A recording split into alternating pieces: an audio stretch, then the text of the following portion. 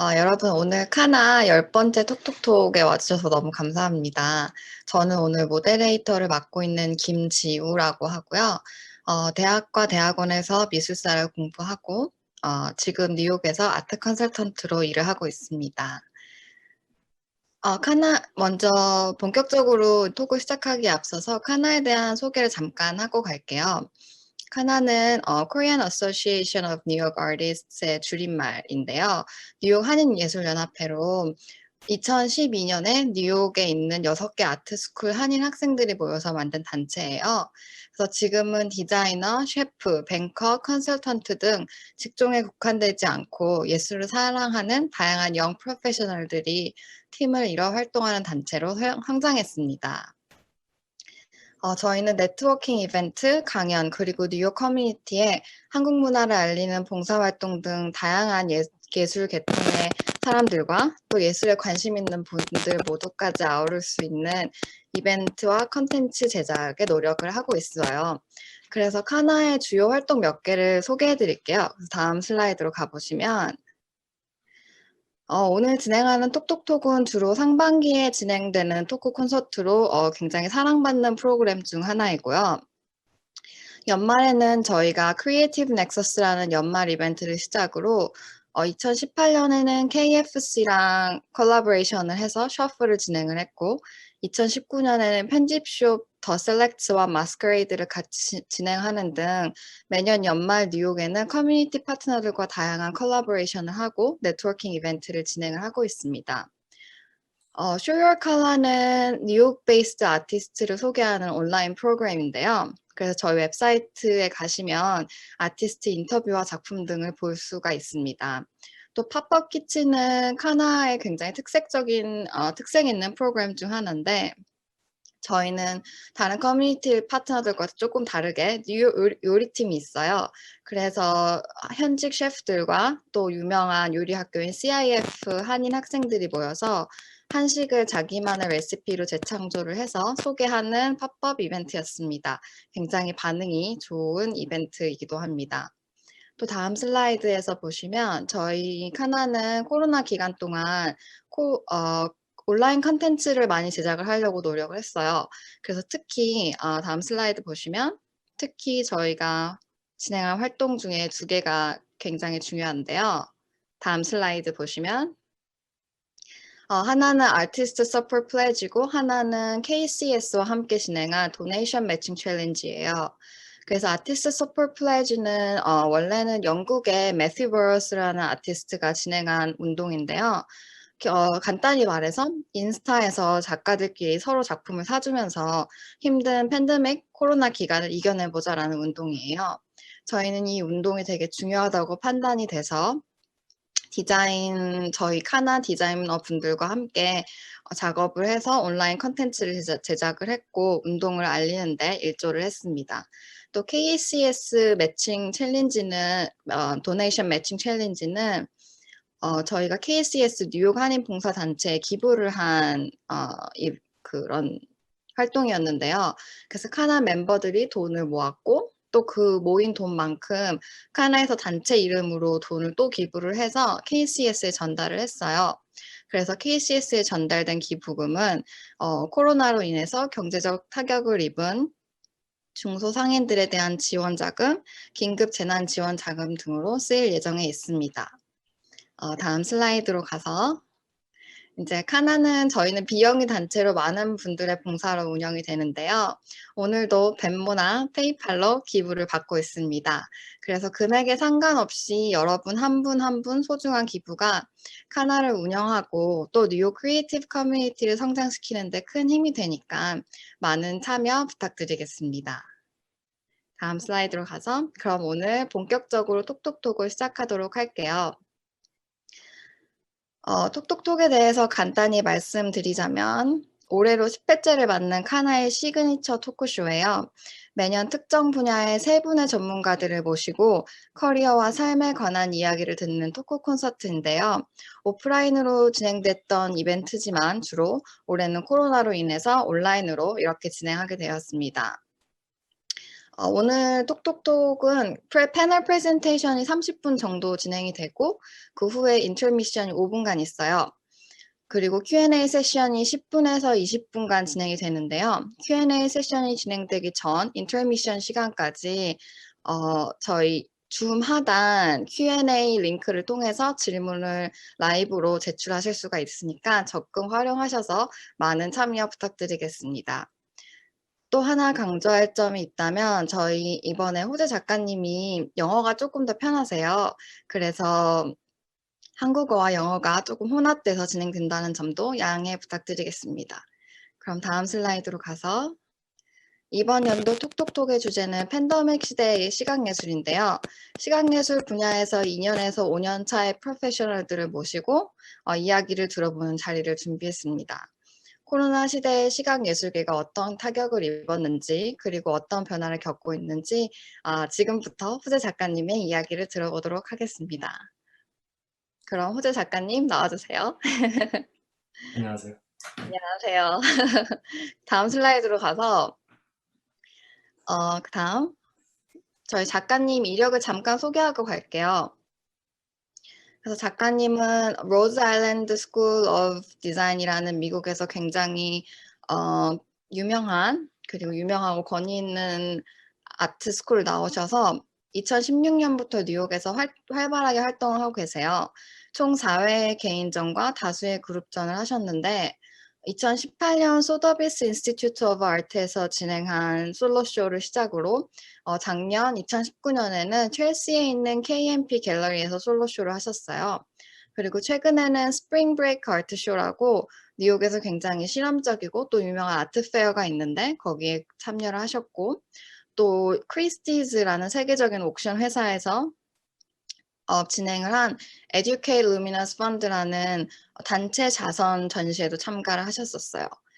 그리고 저는 개인적으로 맨 밑에 있는 스페셜 프로젝트 The Erased Rauschenberg을 굉장히 재밌게 봤는데 이 프로젝트는 콜라보레이션 프로젝트로 아트넷이나 하이퍼 알러직 등 굉장히 미술계에서 권위 있는 미디어에도 소개가 된 프로젝트니까 확인해 보셔도 재미있을 것 같습니다. 그럼 오늘 이제 곧 호재 작가님 이야기 시작할 텐데 좀 떨리시나요? 관객분들이 꽤 많이 오셨어요. 거의 50분 오셔서 지금. 감사합니다. 떨리는 것보다는 좀 피곤해서 어제 여드름이 났네요. 네, 여드름 나도 잘생기셨습니다. 감사합니다. 네, 그럼 저희 다음 슬라이드로 가서 작가님 작품부터 간단하게 살펴보고 갈게요. 네. 네, 제 작품을 간단히 설명하자면 지금 시리즈는 연옥, 영어로는 Purgatory에 관한 작업을 진행하고 있고요. Purgatory in religious term is a place you arrive before going to heaven or hell. 천국과 지옥을 가기 전에 잠시 머무는 무의 세계이죠. A place of nowhere, a non-space. And I think there are many moments in our lives that represent this space of none. When you're in the subway or on a 14-hour flight, 우리가 한국에서 미국 아니면 미국에서 한국을 갈 때 비행기 속에서 14시간 비슷한 시간을 버텨야 되는데요. 그 시간 속에서는 우리는 여기도 아니고 저기도 아닌 We're neither here nor there but somewhere. We exist but we're not anywhere and simply enduring. 그리고 비행기에서 내려서도 짐을 찾으러 배기지 클레임도 가고 거기서 1시간 넘게 기다릴 때도 있고 그냥 많은 줄을 서게 되죠. 살다 보면 기다리는 시간들이 많은 것 같아요. 영화 속 주인공들은 색깔도 풍부하고 익사이팅한 그런 스토리들을 보여주지만 오히려 많은 사람들의 삶은 회색빛이 나는 무채의 이야기 같죠. 제가 조금만 더 현실적인 그림을 그릴 수 있다면 If I could better represent reality, then I would look into something more mundane, ordinary, and relatable. 일상생활의 힘듦과 기다림을 담은 그런 그림을 그리고 싶네요. 간단한 그림 설명을 하자면 2017년에는 영화관을 주제로 그림을 그렸어요. 영화관에서는 주로 사람들이 의자에 앉아서 무엇을 보지만 이 그림 앞에서는 의자들이 우리를 관람하죠. In front of this painting, you are watching something, watch you, watch back. 그리고 그 experience에서 생기는 그 묘한 중간점을 저는 표현하고 싶었습니다. 다음 그림으로 갈게요. 2019년에는 롤러코스터를 생각하면서 그린 그림도 있고요. 속도는 빠르지만 계속 빙빙 도는 그것이 많은 것을 상징할 수 있다고 생각했어요. 다음 그림으로 갈게요. 이 그림부터는 코로나 시작 후 그리게 된 작품들이고요. 그림 속의 구름, 그림 속의 그림 같은 구름, 여러 가지 방법으로 깊이를 더 보여주고 싶었습니다. 다음 그림 갈게요. 꽃가게에 가면 이쁜 꽃들은 많아요. 하지만 냉장고 안에 있는 이 꽃들은 시들어가는 꽃들이죠. 그냥 천천히 갇혀서 시들어가고 죽어가는. 다음 그림 갈게요. 이 그림은 옛날에 사랑했던 사람과의 추억을 바탕으로 쓴 그림이에요. We were doing laundry. 빨래를 하고 있는데 담배를 피고 싶었죠. 하지만 옷을 입고 빨래를 하면 그 옷은 더러워지고 빨래가 끝났을 때 새로운 시작이 아니 되겠죠. 그래서 같이 옷을 벗고 바닥에 앉아 담배를 피웠고 기다렸죠. 그 새로운 시작을. 다음으로 갈게요. This is a psychoanalysis chair as a pool chair. Next. It's a person soaking in bath, exhausted. 그리고 마지막 그림으로 가겠습니다. 코로나 어느 날 힘들어서 바닥에 앉아 이렇게 쉬고 있었는데요. 그때 거울에 비친 제 모습이 힘듦과 동시에 편안함을 표현하고 있었던 것 같아요. 그래서 다른 그림들보다는 조금 더 심플하지만 그 순간에 제가 느끼고 생각했던 거를 잘 상징하고 표현할 수 있어서 그래서 그렸습니다. 이 다음으로 그 토크할 게 많아서 그림은 여기까지 설명하고요. 혹시나 뭐 궁금하신 게 있으면 뭐 이메일 보내셔도 되고 나중에 Q&A로 뭐 물어보셔도 되고요. 네. 감사합니다. 네, 저는 개인적으로 작가님 작품을 약 1년 반 정도 넘는 시간 동안 봐왔던 것 같은데 사실 그동안에도 Purgatory, 그러니까 연옥이라는 전체적인 주제 안에서 되게 다양한 실험과 다양한 스타일 변화를 볼 수 있어서 그 점이 되게 재밌었던 것 같아요. 굉장히 작품을 열심히 하시고 계시는. 그래서 더 관심 있으신 분은 작가님 인스타그램이나 웹사이트 가셔서 보시면 좋을 것 같습니다. 그럼 이제 다음 슬라이드로 넘어가서 호재 작가님이 신진 작가로서 코로나 상황에 어떻게 지내고 계신지, 전 세계적인 팬데믹이 과연 작가들에게, 특히 신진 작가들에게 현실적으로 어떤 영향을 미쳤고 앞으로 작가들은 어떻게 살아남아야 할지에 대해서 얘기를 나눠보도록 할게요. 작가님이 아트 커리어를 스튜디오, 파이낸스, 헬스 세 가지 주제로 나눠주셨는데 이렇게 나누신 이유랑 그 세부적인 내용에 대해서 한번 설명 부탁드릴게요. 네. 아티스트의 커리어는 중요한 세 가지 캐테고리들이 밸런스를 주고요. 그 셋은 스튜디오, 파이낸스, 그리고 헬스가 있습니다. 스튜디오 밑에서는 아티스트가 그림과 그림에 관련된 작업들을 진행할 수 있는 시간이죠. 그림을 전시하고 팔면 그것에 따라오는 여러 가지 일들이 많아요. 그림 외에 서류 작업, PR, reading, researching, writing, shipping, cataloging, emails, interview, studio visit, client reach 등등 여러 가지 일들이 있고요. 특히 저 같은 경우는 전시랑 쇼는 많이 하지만 아직 갤러리에 소속된 건 아니어서 아트페어랑 쇼가 많아질수록 그 후에 일들이 산더미가 되고 그거를 제가 다 해결을 해야 돼요. 카나가 이번 시리즈의 아티스트 외 큐레이터와 경매를 담당하는 패널리스트 분들을 초대한 것처럼 미술과 미술 세계에는 그림 외에 많은 여러 가지의 일들이 있는 것 같습니다. 파이낸스는 금전적인 캐테고리고요. 아티스트의 능력에 따라서 돈을 버는 게 미술과 관련될 수도 있고 그러지 않을 수도 있어요. 그림만 그린다고 해서 처음부터 돈이 들어오는 게 아니라 네트워크가 있어야 되고 컬렉터들이 필요하고 그리고 쇼를 하고 싶으면 갤러리와의 관계도 있어야 되죠. Artists right out of college can work many hours in their studio, but it doesn't mean that it will pay for their rent. Also, many younger artists are parts of restaurant or hospitality industries, and also education programs through different institutions, and such as museums and other related places. 그리고 경력이 많은 아티스트 분들도 사이드 잡이 있을 경우도 있고요. 많은 분들은 뭐 교수님으로 일하실 때도 있고 아니면 아티스트의 스케줄을 조금 더 여유롭고 짧은 시간 내에 더 많은 돈을 벌 수 있는 그런 일들을 하십니다. 제가 봐서는 emerging artist의 큰 목표는 그림으로 수익을 할 수 있는 거고 성장하면서 그 스튜디오 프랙티스가 천천히 셀프 서스테이닝 하게 되는 그런 노력을 하는 거죠. health, 건강은 제일 당연하지만 중요한 것이죠. 다른 분들은 모르겠지만 스튜디오 작업은 생각보다 체력 소모가 많이 들어가는 그런 과정이에요. 오랜 시간 동안 집중을 하고 그 집중 속에서는 많은 것들이 예민해지고 저 같은 경우는 뭐 스튜디오 가면 최소 7시간에서 12시간은 쭉 작업을 하고요. 혹시나 physically or mentally 힘든 날에는 그 집중 오래 작업을 못 할 수도 있고 머리가 안 돌아갈 수도 있죠. 그리고 younger artist들은 없는 시간을 쪼개서 여러 가지를 하면서 그중에 그림을 그리는데 그렇기 때문에 몸에 무리가 갈 수도 있고 특히 경력이 없을 때는 작업하는 만큼 바로 보이는 과정이 없어서 mental fatigue, 정신적인 그런 힘듦도 쌓일 수 있습니다. 다음 슬라이드로 갈게요. 코로나 전 2019년은 저한테 엄청 좋은 한 해였어요. 그때는 쇼도 많이 하고 그림 판매도 많고 그리고 여러 가지를 통해서 좋은 분들이랑 콜렉터랑 딜러들이랑 많은 관계를 갖게 됐죠. 그 덕분에 제 아트도 알아서 천천히 셀프 서스테이닝이 되기 시작했고 2019년 말에는 스튜디오 외 다른 일들은 천천히 적기 시작했어요.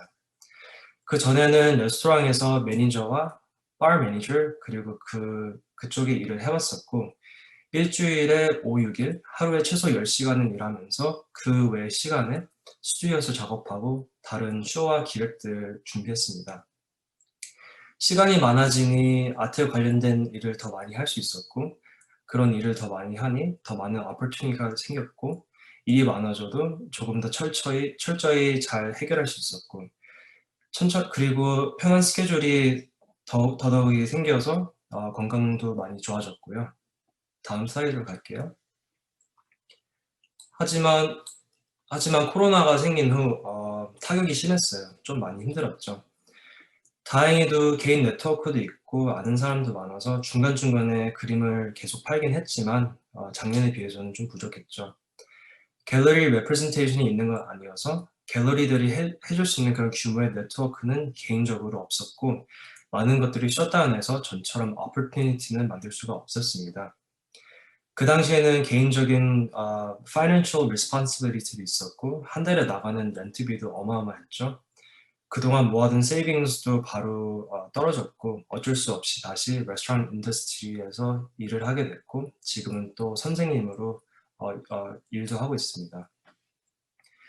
조금 허무했죠. 몇 년 동안 열심히 고생해서 만들어낸 그런 스케줄이 내가 하고 싶어 하는 것에 투자할 수 있는 그런 시간, 그것들이 다시 조각나고 지금은 조금 시간에 쫓기게 되는 그런 기분이에요.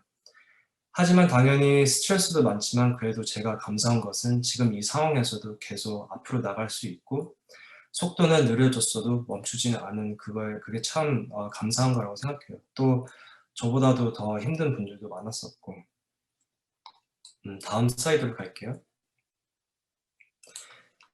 그리고 코로나와 아트 세계는 저 혼자만의 그런 이야기가 아니어서 이 프레젠테이션을 준비할 때 많은 아티스트들이랑도 인터뷰를 해왔습니다. 그분들은 여러 가지 레벨의 다른 아티스트들이고요. There are emerging artists, established artists, all of different levels. 먼저 established artist들에 관한 얘기를 하면 established artist는 경력이 많고 주로 갤러리 representation이 있으면서 이분들은 regular하게 꾸준히 그림을 판매하는 분들입니다. 뭐 컬렉터 베이스도 있고 그다음에 그 정도의 네트워킹이랑 어느 정도의 유명함은 있는 분들이죠. 당연히 모든 사람들이 코로나 때문에 정신적으로 힘들긴 했지만 이분들은 큰 변함이 없이 계속 그림을 판매했습니다. 뭐 제일 큰 다른 점을 말한다면 작년에 비해서는 솔로쇼보다는 그룹쇼가 많았고요. 인터뷰한 아티스트 분들 중에 한 명은 이렇게 말을 했습니다. I quote, "I would really not want to have a solo show during the pandemic. A solo show is a huge deal. There is so much work that goes into preparing for a solo show, and because of how COVID has limited the numbers of viewers for opening, it wouldn't be fully satisfying." 자신의 솔로쇼를 준비한다는 것은 엄청나게 많은 시간과 노력이 필요한 과정인데 코로나가 있는 이 순간에는 전처럼 쇼를 해도 빛을 받기가 힘든 것 같아요. 갤러리란 장소는 그림을 전시하는 장소이기도 하지만 동시에 네트워킹도 하고 사람들이랑 얘기도 하고 또 컬렉터들을 유혹할 수 있는 그런 중요한 시간이죠. There are many socially available opportunities that is available at a domain such as a gallery. 또 다른 점은 유명한 아티스트들은 다는 아니지만 많은 분들이 커머셜 빌딩 아니면 커다란 인스티튜션에서 스튜디오 작업실을 갖고 계세요. 그래서 쿼런틴이 시작하고 코로나 때문에 스튜디오 액세스가 몇 달 동안 없던 분들도 계시고요. 제가 알기로는 지금까지 아직 액세스 못한 분들도 몇 명은 있습니다. 그래서 어떤 분들은 스튜디오 대신 집 안에 자그마한 공간을 준비해서 스튜디오 대신 쓴 분도 있고요. 어떤 한 분은 세일스도 갑자기 떨어지고 해서 오히려 스튜디오보다는 그 길거리에서 스트리트 아트 쪽으로 이렇게 다시 작업을 시작한 분도 있고요. 근데 신기하게도 그런 작업을 하다 보니까 새로운 사람들도 많이 만나고 지금은 벽화, 뮤럴 같은 작업도 많이 하면서 다시 세일즈가 많이 생겼다고 합니다. 그리고 제일 중요한 거는 혹시 이런 경력 있는 아티스트 분들이 2020년에 계획한 쇼가 있었다면 거의 캔슬된 건 없고 그냥 나중에 날짜 2021년으로 넘어간 경우가 많습니다.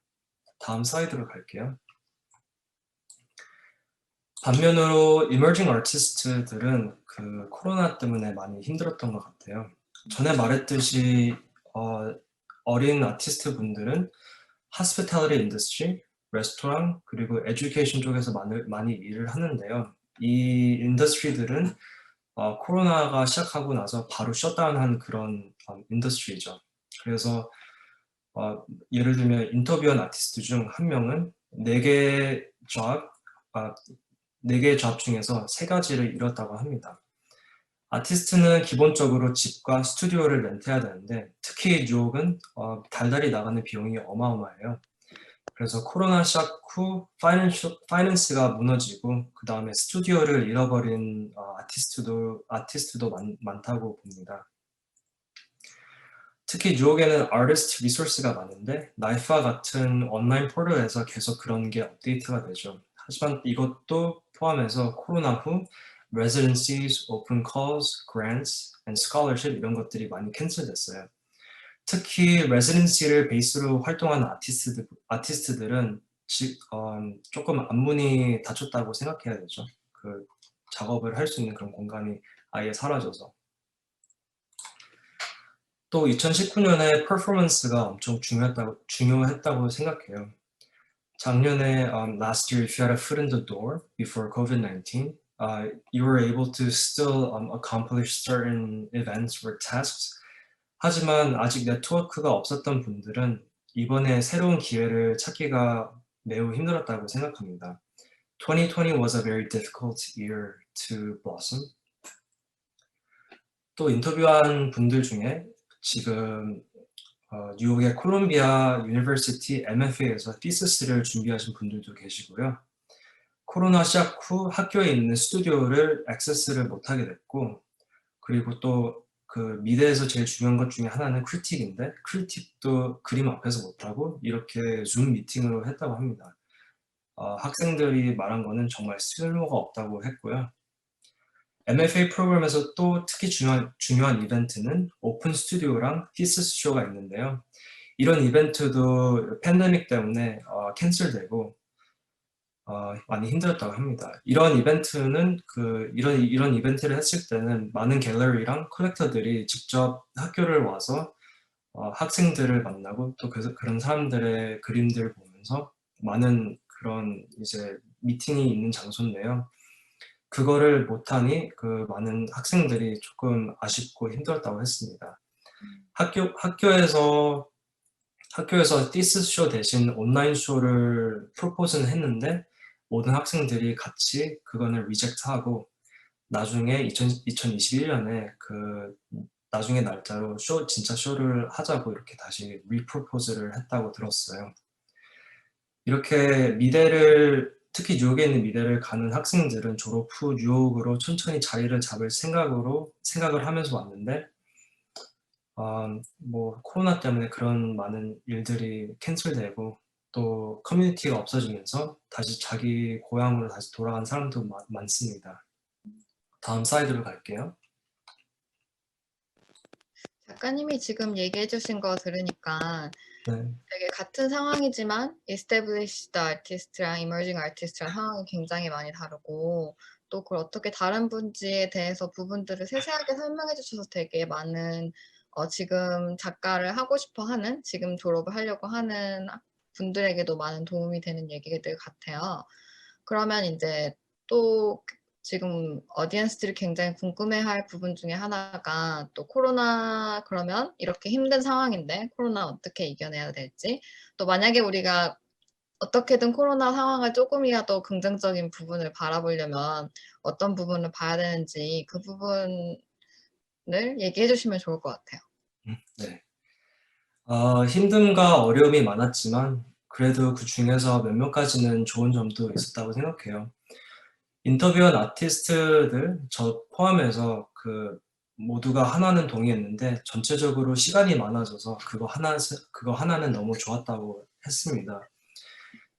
예를 들면 established artist들은 그 1년에 있는 쇼도 많고 또 컬렉터들이 원하면 만들어줘야 되는 그림도 많아요. 그래서 그림 그리는 스피드가 주로 빠르고 그림을 끝내도 그거를 바로 패킹하고 shipping을 하는 그런 포지션이 있고요.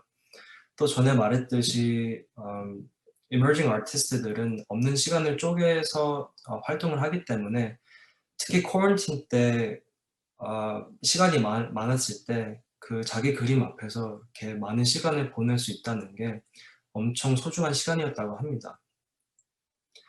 뭐 established artist 분들은 그림을 끝내고 그 앞에서 오랜 시간을 앉아서 그림과 대화를 하신 분들도 있고 또 다른 분들은 계속 생각만 해왔던 그런 프로젝트도 새롭게 시작한 사람도 있고 저 포함해서 많은 사람들이 또 자기의 테크닉 그리고 컨셉 이런 것들도 많이 디벨롭하고 리파인을 했던 것 같아요.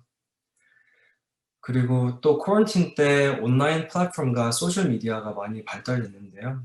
예를 들면 갤러리들은 온라인 뷰잉 룸과 버추얼 갤러리 같은 새로운 이니셔티브도 많이 만들었고 또 온라인으로 그림을 팔 수 있는 그런 플랫폼도 더 많이 생긴 것 같고요. 또 똑같이 그런 플랫폼들이 리치를 많이 해서 아티스트들을 많이 섭외한 것 같아요.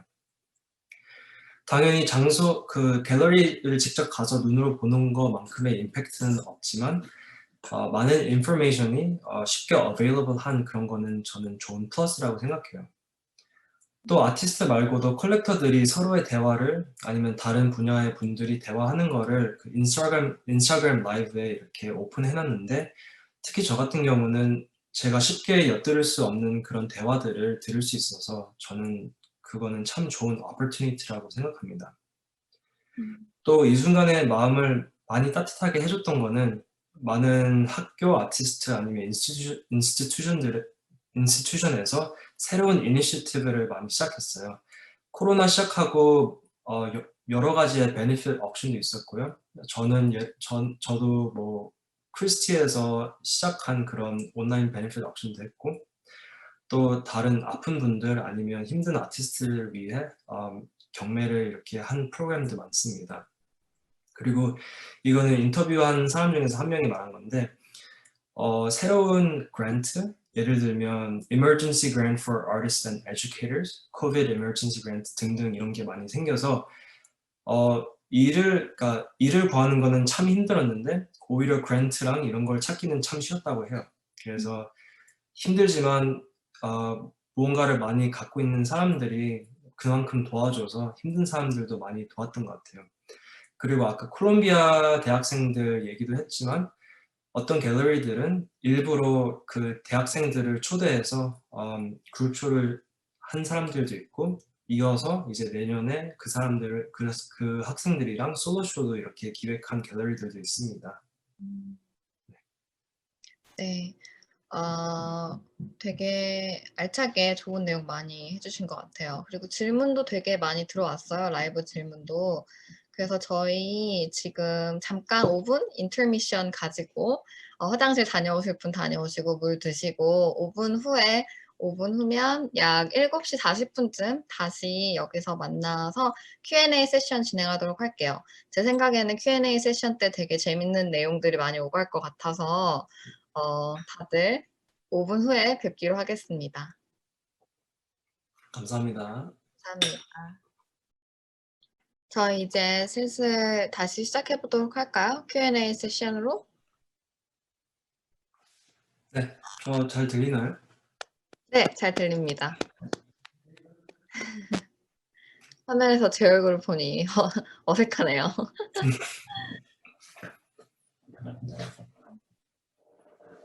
저희 Q&A 세션 시작하기 전에 잠깐 슬라이드가 하나 더 있었던 것 같아요. 진행자님.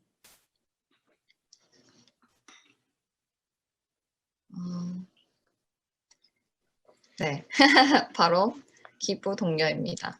저희 카나가 비영리 단체다 보니까 아무래도 여러분들의 아주 작은 금액에 상관없이 정말 도네이션 조금이라도 해주시면 많은 분들이 봉사해서 운영되는 단체니까 큰 도움이 될 것 같습니다. 그럼 이제 Q&A 세션 본격적으로 시작해 보도록 할게요. 네. 질문이 굉장히 많이 들어왔는데 가장 첫 번째 질문은 온라인 플랫폼에 관련해서 얘기를 한번 해볼게요. 제 생각엔 아마 코로나 시작되고 미술계에서도 가장 화두였던 것 중에 하나가 아트바젤 같은 유명한 아트페어도 온라인 뷰잉룸을 만들고 여러 갤러리들도 온라인 플랫폼을 활용을 다양하게 했는데 코비드로 인해서 온라인 플랫폼을 이용한 전시나 옥션이 더 보편화됐는데 이게 작가로서 장점이나 단점이 있느냐라는 질문이 하나가 있었고요. 또 다른 비슷한 질문으로는 If you as an artist to describe an ideal art dealer that is a new digital platform, what would that look like? What are some pros and cons of some of already established digital art dealer platforms? 네, 두 가지가 좀 비슷한 질문인데, 네, 그런 질문이 들어왔어요. 답변해 주시죠. 참 어려운 질문이네요. 뭐 저도 온라인으로 판매하고 한 것들은 있지만 그 온라인에 올린 것들은 좀 전에 만든 그런 그림들을 올렸던 것 같아요. 뭐 아티스트 따라서 그 상황이 다르겠지만 뭐 아마 좋은 점은 조금 더 많은 사람들이 조금 더 쉽게 그 판매를 할 수 있는 그런 availability가 생긴 거겠죠. 하지만 그 아까 그 어떤 아티스트가 말한 것처럼 그 전시를 한다는 것은 그 판매 외에 더 많은 그런 것들이 있잖아요. 그래서 저는 개인적으로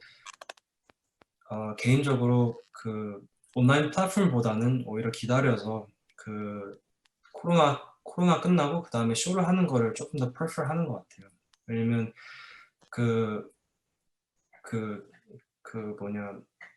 온라인 플랫폼이 있으면 그 한쪽에는 아티스트가 있고 그 다른 쪽에는 그 컬렉터가 있는데 제가 직접 그 어느 장소에서 그 이름을 전시하고 사람을 만날 수 있으면 거기서 할 수 있는 그런 대화, 저는 이런 게 참 중요하다고 생각하거든요. 그래서 사람마다 다른 것 같긴 해요. 하지만 저는 그 조금 더 쇼맨십이 있는 그런 거를 조금 더 prefer하는 것 같고요. 아이디어 딜러를 생각하면 그냥 그러니까 막 내가 그림을 그리고 다른 사람이 나의 그림을 이렇게 프로모트를 해주면 어느 정도 그러니까 퍼스널리 아는 사람이 좀 좋겠죠. 당연히 뭐 착하고 너무 사악하지 않은. 근데 왜 그게 중요하냐면 나의 그림을 판다는 것은 어떻게 보면 나의 일부분을 다른 사람한테 이렇게 보여준다는 건데, 저를 많이 알지 못하면 아마 그 딜러도 판매하기가 힘들겠고, 또 그 그림을 팔았을 때 저에 관해서 조금 미스언더스탠딩이 있을 수도 있겠죠. 그러면은 작가님은 이제 좀 퍼스널한 컨텍스트를 알고 작품을 팔아주는 딜러를 더 선호를 하고, 그래서 디지털 플랫폼보다는 조금 더 인퍼슨으로 작품 세일즈 하는 걸 선호하신다는 입장이신가요? 뭐 그렇게 요약할 수 있겠나요?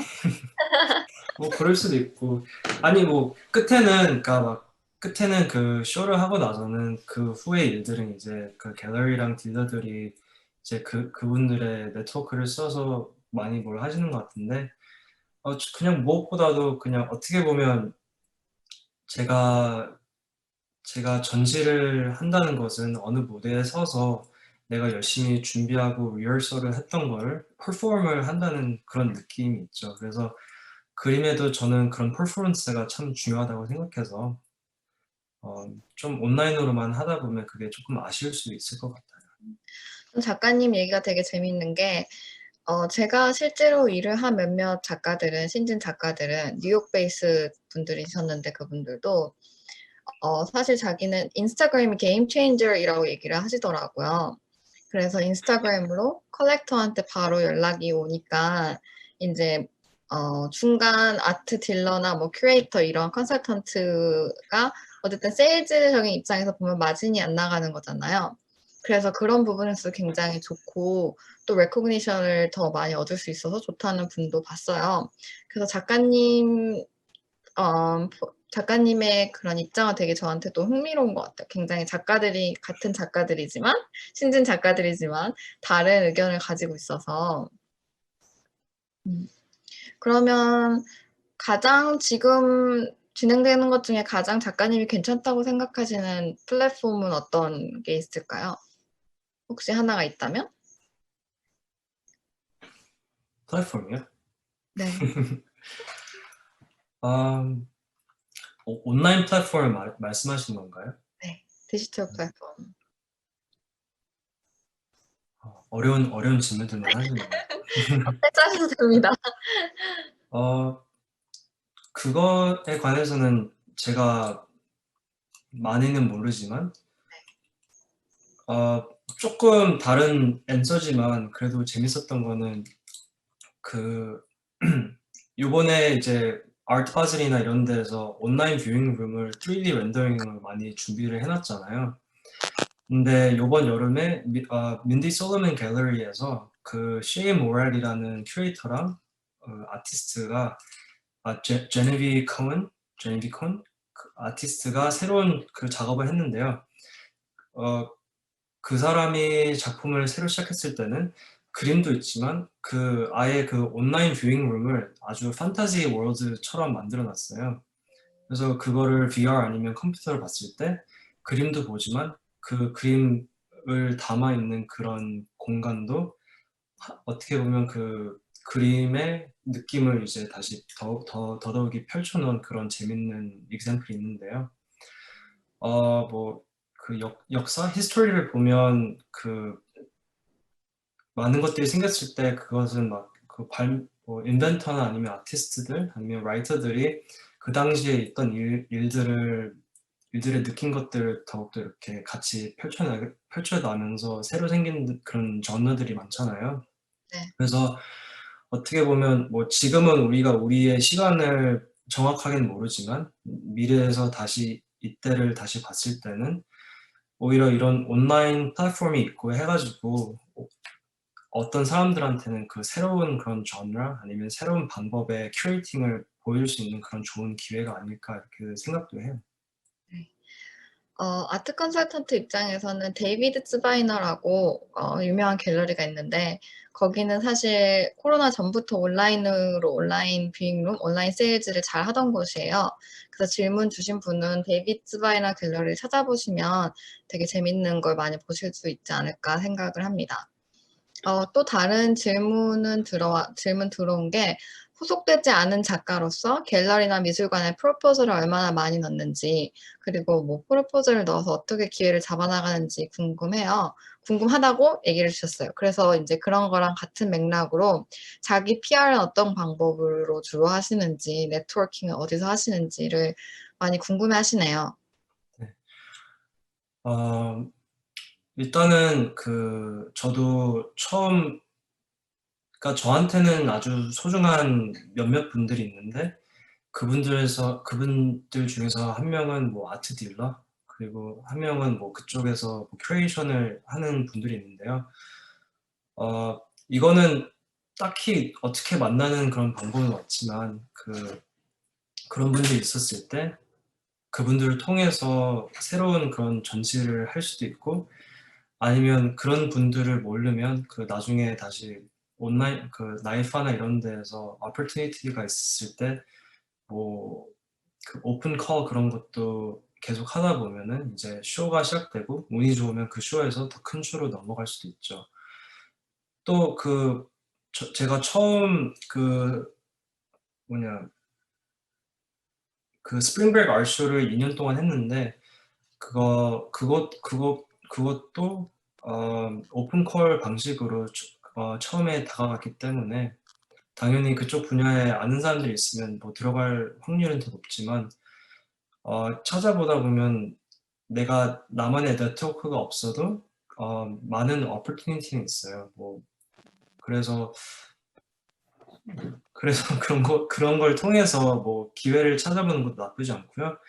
그다음에 뭐 내가 뭐 보여줄 게 많다, 뭐 좀 컨피던스가 있으면 어쩔 때는 그냥 내가 직접적으로 가서 그냥 얘기를 하는 것도 나쁘진 않아요. 제가 아는 친구는 갤러리를 많이 돌아다니는데 자기가 좋아하는 작가 그림을 보면서 그거를 인스타그램에 태그해서 올렸다가 나중에 그 작가가 그 친구의 그림이 너무 좋아서 요번에 민, 요번에 나탈리 칼 갤러리에서 그룹 전시에 그 아티스트가 다른 아티스트 이렇게 초대를 했어요. 그래서 뭐 뉴욕은 비싸지만 또 좋은 점은 비싼 만큼 찾아보면 opportunity는 구석구석에 많이 숨어 있다고 생각해요. 그래서 그림 그리는 것도 중요하지만 쇼 보러 가는 것도 중요하고 그냥 인맥을 만드는 게 중요하죠. 이제 인맥이라는 게 그냥 내가 작품을 하는데 예상치 못한 기회들이 올 수가 있는 거죠. 네, 저는 뭐 몇 년 전에 바에서 술 마시다가 우연하게 누구를 마주쳤는데 그 사람이 옛날에 잠시 알던 사람인데 그 사람을 통해서 쇼를 얻은 적도 있어요. 오. 내가 전에 뭐 레스토랑에서 매니징 했을 때는 단골 손님이 있었는데 그 사람이랑 얘기를 하다가 그 사람이 나중에는 나의 콜렉터가 됐고 지금은 엄청 친한 친구고 같이 여행도 다니고 그래요. 그래서 뭐 대화가 힘들 수도 있지만 열심히 하다 보면 기회는 내가 expect 하지 않은 곳에서 나타날 수 있다고 생각해요.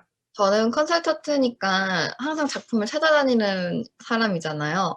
네. 그런 입장에서 뭐 네트워킹 물론 중요하고, 그리고 또 하나 중요한 게 자기 작품이 그만큼 좋으면 기회는 조금 오는 것 같다는 생각을 많이 했어요. 그래서 작품이 좋으면 알아봐주는 사람이 있게 마련이고, 또 아트 컨설턴트 그 펌에서 일을 할 때는 작가들이 온라인으로 자기 캐탈로그를 보내와요. 근데 이제 요즘에는 워낙 프린트 캐탈로그 보내봤자 다들 킵하지 않으니까 그냥 온라인 캐탈로그 만들어서 보내거나 아니면은 웹사이트 업데이트를 자주 해서 보내거나 하면 요즘에는 그런 게 가장 자기 PR에 도움이 되는 방법이 아닐까 생각이 들어요. 그래서 항상 좋은 작가를 찾고 있는 사람들에게 이제 적절한 리소스를 제공을 해주는 게 또 작가로서 돈을 많이 안 들이고도 온라인으로 PR 할 수 있는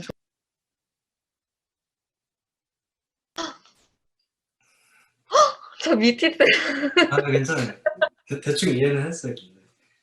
근데. 어, 좋은 방법이네요, 그것도. 네, 죄송합니다, 여러분. 그래서 웹사이트랑 온라인 캐탈로그를 많이 추천한다고 말씀을 드렸습니다. 또 다른 질문을 한번 볼게요. 이 주제는 미술계에서 끊이지 않고 제기되는 얘기 같은데, 혹시 이제 신진 작가다 보니까 열정 페이라고 얘기를 해주셨는데, 그러니까 페이를 주지 않고 약간 뭐 콜라보레이션을 제안을 한다든지, 아니면 뭐 작품 뭐 미술 활동을 제안을 한다든지 그런 제안이 있었는지, 그런 제안이 있으면 뭐 거절을 어떻게 하는지 이런 질문도 들어왔습니다. 어, 어, 열정페이는 절대 좋지가 않다고 생각하고요. 한국에서는 이런 경우가 굉장히 많은 것 같아요. 그래서 질문이 들어온 제가 거. 한국은 잘 몰라서. 네. 하지만 그니까 opportunity를 봤을 때 어떤 것들은 만약에 페이가 없어도 나한테 도움이 될 수도 있고, 어떤 거는 그냥 좀 해도 되고 안 돼도 되고 그런 것들이 있잖아요. 근데 조금 더 한 발자국 뒤로 가서 얘기를 하면 무슨 쇼를 하든 누구를 만나든 거기서 조그만 하나라도 얻을 수 있다면 저는 그거는 좋은 opportunity라고 생각해요. 한국은 정확하게 어떻게 되는지는 저는 아직은 잘 모르지만 미국에서는 정말 그 아티스트나 아니면 디자이너를 진짜 리스펙트하는 사람이 다가오면 열정 페이보다는 조금이라도 아니면 다른 방식으로 무엇을 이렇게 컴pen세이션을 주려고 하는 그런 것도 있는 것 같아요. 제가 한국에서는 활동을 아직 안 해서 그거는 정확하게 모르겠지만 열정 페이를 거절하고 싶으면 그냥 나 바쁘다고 해요. 스케줄이 너무 꽉 차서 하기는 힘들다고. 좋은 방법이네요. 하지만 또 막 처음부터 내 가치를 또 너무 올리는 것도 안 좋고, 어느 정도는 그 중간점에서 나를 커미션하는 사람이랑 중간에서 만나는 것도 중요하다고 생각하고요. 네. 저는 많은 아티스트들이 이제 저도 열정 페이는 절대 반대하고 안 좋다고 생각을 하고, 작가들은 작품을 전시를 하면 어떤 기회든 간에 일정 아주 적은 금액이라도 페이를 받아야 된다고 생각을 하는 입장이에요. 그런 문화가 잘 정착이 됐으면 좋겠다는 생각이 듭니다. 조금 더 가벼운 질문으로, 재밌는 질문으로 가보면, 작가님 코로나가 터지면서 작가들도 이제 집에만 있는 시간이 많아지잖아요. 그때 동안에 이제 추천하는 창의력을 유지시키는 노하우가 있으신지. 저는 영화랑 TV쇼를 많이 보고요. 그다음에 책도 계속 읽고, 그다음에 그냥 계속 그냥 새로운 인포메이션을 그냥 즐기면서 받는 것 같아요. 그리고 뭐 그냥 소소한 거에서 나만의 행복도 찾으면서 뭐 예를 들어 요리를 하던가 그냥 마사지를 받으러 가던가. 근데 너무 막 머리가 막혀 있을 때 억지로 하다 보면 그게 또 그냥 머리가 안 돌아갈 때도 있잖아요. 한 번씩은 그냥 힘들고 그냥 머리가 안 돌아갈 때는 그냥 그렇게 놔두고 오히려 그냥 나의 건강, 그냥 나의 행복을 한 번씩 이렇게 찾아봐도 그게 나중에 도움이 될 수 있는 것 같아요. 좀 도움이 안 되는 말 같지만 그냥 아, 즐기면서 영화 보고 책 읽고 하는 것도 참 중요하다고 생각해요. 그럼 제가 도움이 되는 질문을 해보도록 하겠습니다. 미술 그러면 이제 뭐 그렇게 릴렉스 하는 것도 좋지만, 미술 작가를 지망하는 학생들 입장에서는 약간 코로나가 터지니까 미래의 작가로 어떻게 먹고 살아야 되는지 그런 금전적인 것 때문에 고민을 또 할 것 같아요. 그런 분들에게 조언을 해주신다면 네. 어떤 얘기를 해주고 싶으신지. 어, 일단 어린 분들이면 아마 대학교나 대학원을 가고 싶어 하실 거잖아요. 근데 아까 프레젠테이션에서 말했듯이 미대를 가는 거는 공부만 하는 게 아니라 스튜디오에서 작업도 하고 따라서 많은 이런 크리틱과 사람들과 이렇게 얘기하는 그런 시간이 필요한데, 지금은 코로나 때문에 그런 게 100% available 하지 않아요. 막 어떤 학교는 아예 다 온라인으로 하든지, 아니면 어떤 학교들은 며칠만 스튜디오 가고 며칠은 온라인으로 하고 근데 어르신들이 그런 얘기 하잖아요. 기다리는 자가 뭐 승리하는 자가 그런 얘기 있잖아요. 저도 그 얘기 정말 많이 들었어요. 네, 근데 이 상황에서는 정말 그게 맞는 게 오히려 그냥 1년 정도 더 기다렸다가 상황이 좀 더 좋아지고 학교를 가면 조금 더 풀한 그런 experience를 받을 수 있지 않을까. 그리고 만약에 그림을 그리고 싶은 학생이어도 학교를 갔을 때 그림만 공부하는 게 아니라 그 외에 다른 서브젝트도 많이 공부하는 게 좋은 것 같아요. 왜냐면 페인팅은 어떻게 보면 프로블럼 솔빙이고 네. 그 프로블럼 솔빙 하기 전에 내가 문제가 뭔지 일단 찾아봐야 되잖아요. 근데 미술만 알고 있으면 내가 생각하는 방식이 조금 갇혀 있을 수 있는데 오히려 미술 외에 뭐 필로소피나 뭐 테크놀로지 뭐 이런 여러 가지 것들을 알고 있으면 나중에 문제를 해결할 때 더 창의적이고 다양한 방법으로 이렇게 어프로칭을 할 수 있을 것 같아서 또 많은 것을 알고 있으면 졸업하고 나서도 뭐 만약에 사이즈업이 필요하면 다른 것도 할 수도 있고 해서 그냥 내 opportunity를 만들기 위해서 많은 것을 그냥 준비해 놓으면 그게 중요한 것 같아요. 좋은 얘기 감사하고 시간이 조금 빡빡하긴 하지만 제가 마지막 질문 하나 드려볼게요. 그 코로나 기간 동안에 컬렉터들이 연락을 해서 뭐 나 이런 주제, 코로나 이런 주제의 작품 그려줘. 뭐 그런 리퀘스트가 있었는지. Have you or those you have interviewed received requests for particular type of art during COVID? 혹은 작가님도 이제 코로나 시기니까 좀 더 이런 주제를 그려보고 싶다. 이런 것들이 있었는지?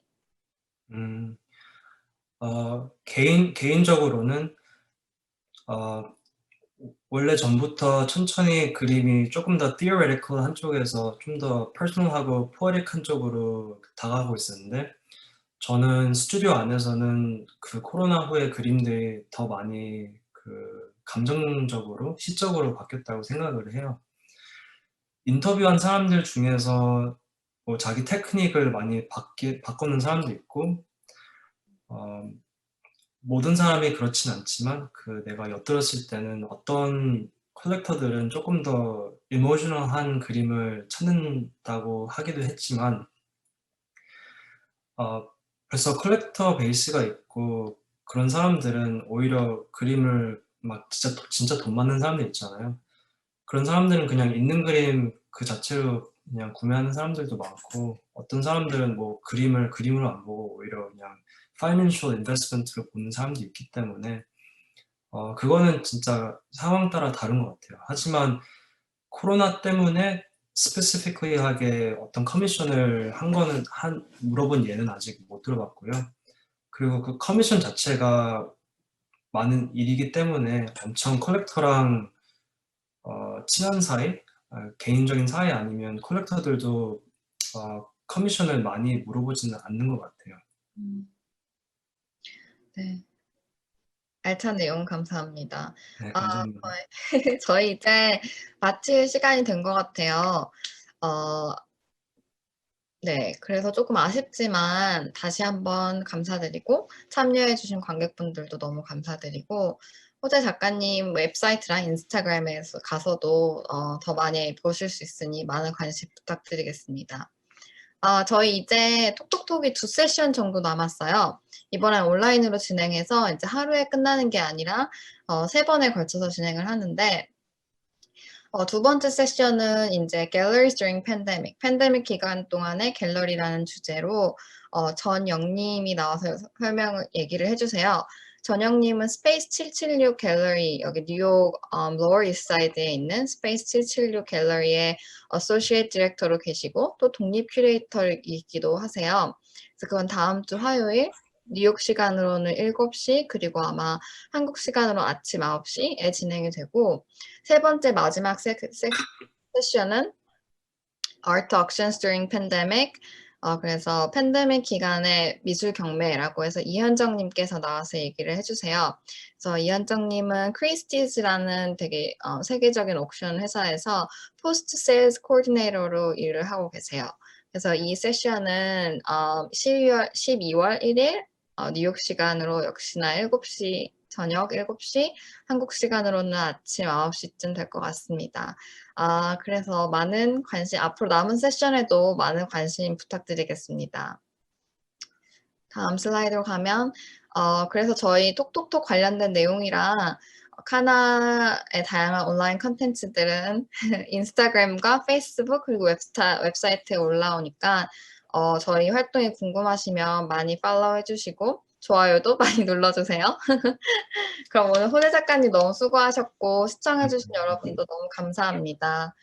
좋은 밤 보내세요, 모두. 감사합니다. 들어가세요.